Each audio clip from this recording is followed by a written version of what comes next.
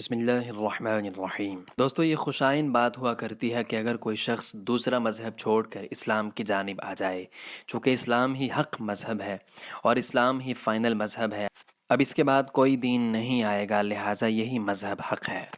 لیکن دوستو، سوال یہ پیدا ہوتا ہے کہ اسلام کی طرف آنا تو خوش آئین بات ہے، لیکن اگر کوئی شخص اسلام چھوڑ کر دوسرے مذہب کی طرف جانا چاہے تو ہمارا اسلام اس کے بارے میں کیا کہتا ہے، اور اس شخص کے بارے میں اسلام نے کیا احکامات جاری کر رکھے ہیں؟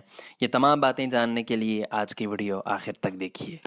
دوستو، اسلامی نقطۂ نظر میں مذہب اسلام کو چھوڑ کر مرتد ہو جانا انسان کے لیے ایسی بڑی مصیبت ہے جو دنیا اور آخرت ہر اعتبار سے انسان کو برباد کرنے والی ہے۔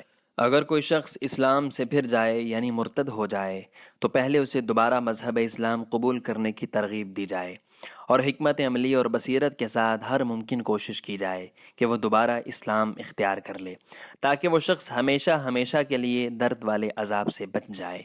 اگر مرتد مذہب اسلام کو دوبارہ اختیار کر لیتا ہے تو اسے اللہ تعالیٰ سے توبہ اور استغفار کے ساتھ کلمہ شہادت پڑھنا ہوگا۔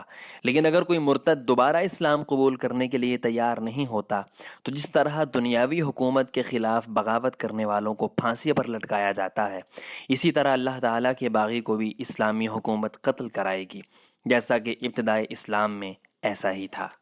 دوستو، قرآن کریم سے اگر پوچھا جائے تو واضح طور پر ہمیں قرآن نے اس کا جواب ارشاد فرمایا ہے۔ اللہ تعالیٰ نے حضرت موسیٰ علیٰ نبینا علیہ السلام کی قوم بنی اسرائیل کے بعض لوگوں کا ذکر فرمایا کہ وہ بچھڑے کی عبادت کرنے کی وجہ سے مرتد ہو گئے تھے۔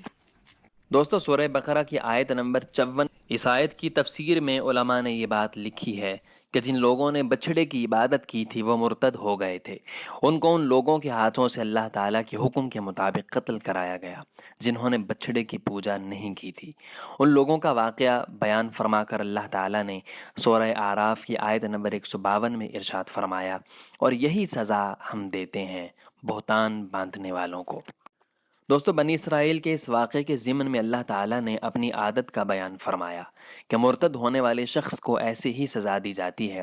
غرض یہ کہ اس آیت میں اللہ تعالیٰ نے اسلام سے مرتد ہونے والے شخص کے متعلق اپنا فیصلہ بیان کیا ہے۔ دوستو، قرآن کے سب سے بڑے مفسر اور سب سے پہلے مفسر حضرت اکرم صلی اللہ علیہ وسلم نے مرتد ہونے والے شخص کو واضح طور پر قتل کرنے کا حکم دیا ہے۔ زمین میں فساد برپا کرنے والوں اور قتل و غارت گیری کرنے والوں کے لیے سورۃ المائدہ کی آیت نمبر 33 میں اللہ نے ارشاد فرمایا، جس کا ترجمہ کچھ یوں ہے کہ بے شک یہی سزا ہے ان لوگوں کی کہ جو اللہ اور رسول کے ساتھ جنگ کرتے ہیں۔ دوستو، احادیث رسول صلی اللہ علیہ وسلم میں بھی واضح طور پر اس چیز پر کلام کیا گیا ہے کہ کوئی شخص اپنا مذہب اسلام تبدیل نہیں کر سکتا، اور اگر وہ تبدیل کرے گا تو اس کے لیے اسلام نے کیا کیا سزائیں بیان کر رکھی ہیں، آئیے حدیث رسول سے پوچھتے ہیں۔ حضرت ابن عباس رضی اللہ تعالی عنہما سے روایت ہے، حضور اکرم صلی اللہ علیہ وسلم نے ارشاد فرمایا، جس نے اپنا دین اسلام بدل دیا اس کو قتل کر دو۔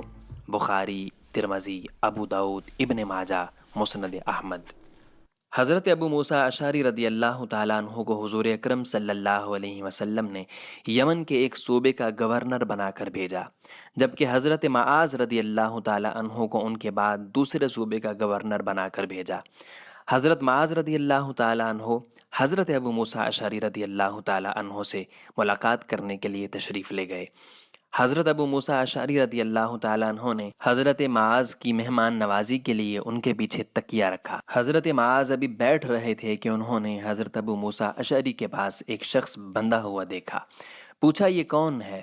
حضرت ابو موسیٰ اشعری نے فرمایا کہ یہ پہلے یہودی تھا، پھر مسلمان ہوا، اس کے بعد پھر یہودی ہو گیا۔ حضرت ابو موسیٰ اشعری نے کہا، اے معاذ بیٹھ جاؤ۔ حضرت معاذ نے فرمایا کہ جب تک اس کو قتل نہیں کیا جائے گا میں نہیں بیٹھوں گا، اللہ تعالیٰ اور اس کے رسول کا یہی فیصلہ ہے۔ 3 بار حضرت معاذ نے یہی جملہ دہرایا، پھر اس مرتد کے بارے میں قتل کا حکم دیا گیا اور اس کو قتل کر دیا گیا۔ صحیح بخاری اور صحیح مسلم۔ دوستو، صحابہ کے دور کے بعد تابعین کے دور میں بھی اس کا سلسلہ جاری رکھا گیا۔ علماء کی ایک جماعت کہتی ہے کہ اگر بادشاہ وقت مرتد سے اسلام کا مطالبہ کرے تو بہت اچھا ہے، اور توبہ نہ کرے تو اسے قتل کر دیا جائے۔ حضرت امام ابو حنیفہ، امام ابو یوسف اور امام محمد کا بھی یہی کہنا ہے۔ علماء کی دوسری جماعت یہ کہتی ہے کہ مرتد سے توبہ کا مطالبہ نہ کیا جائے، جیسا کہ دارالحرب کے کفار کو جب دعوت اسلام پہنچ جائے تو پھر ان کو اسلام کی دعوت دینے کی ضرورت نہیں ہے۔ اللہ تعالی ہمیں تا دم آخر اسلام پر کاربند رہنے کی توفیق عطا فرمائے اور ہمیں اپنا مذہب اسلام ہی رکھنے کی توفیق عطا فرمائے۔ اللہ رب العزت ہماری نسلوں کو دین کی بقا میں اٹھائے، آمین۔ اگر آپ نے چینل کو سبسکرائب نہیں کیا تو بھی سبسکرائب کیجیے اور بیل آئیکن کو ضرور پریس کیجیے تاکہ ہر نوٹیفیکیشن آپ کے پاس بر وقت پہنچ سکے۔